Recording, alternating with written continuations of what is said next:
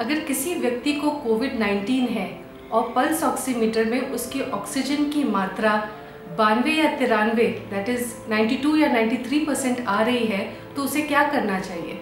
सबसे पहले तो मैं ये कहना चाहूँगा कि अगर आपकी ऑक्सीजन सैचुरेशन थोड़ी कम आ रही है, 92, 93 आ रही है, तो आप घबराएं नहीं, एकदम पैनिक की सिचुएशन नहीं है। दूसरी चीज़ ये है कि कुछ चीज़ें आप घर पे कर सकते हैं जिससे आपको फ़ायदा हो सकता है। सबसे पहली चीज़ तो आप ये कर सकते हैं कि आप अपने पेट के बल लेट जाएं, यानी कि आप अगर पीठ पे लेट रहे हैं तो आप अपने पेट के बल लेट जाएं। एक तकिया जो है वो पेट के ऊपर रख सकते हैं और थोड़े लंबे लंबे सांस लें।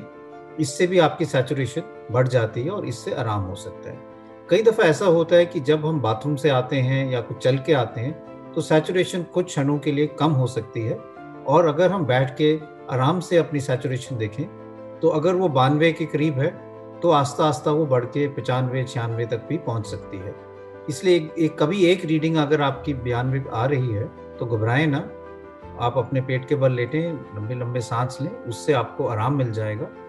अगर उसके बाद भी आराम नहीं हो रहा है या सैचुरेशन और कम हो रही है तो आप तुरंत अपने डॉक्टर से संपर्क करें और अपने जो है उसका इलाज जो है उसके लिए फिर आगे उनके संपर्क के बाद शुरू करें।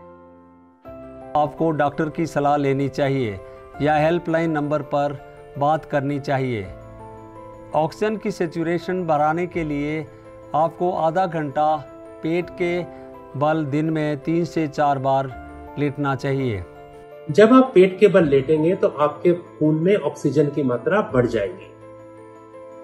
जब आप थक जाएं तो उसके बाद आप दाईं करवट या बाईं करवट लेट सकते हैं या सीधे होकर बैठ सकते हैं। अगर आप इन्हेलर का इस्तेमाल कर सकते हैं तो ब्यूडेसोनाइट के इन्हेलर को 2 बार तक ले सकते हैं। कृपया सीटी स्कैन और ब्लड टेस्ट करवाने की जल्दी ना करें। डॉक्टर की सलाह के बाद ही ये जांच करवाएं। 95% से ज्यादा मरीजों को अस्पताल जाने की जरूरत नहीं पड़ती और वो ठीक हो जाते हैं, तो घबराने की जरूरत नहीं।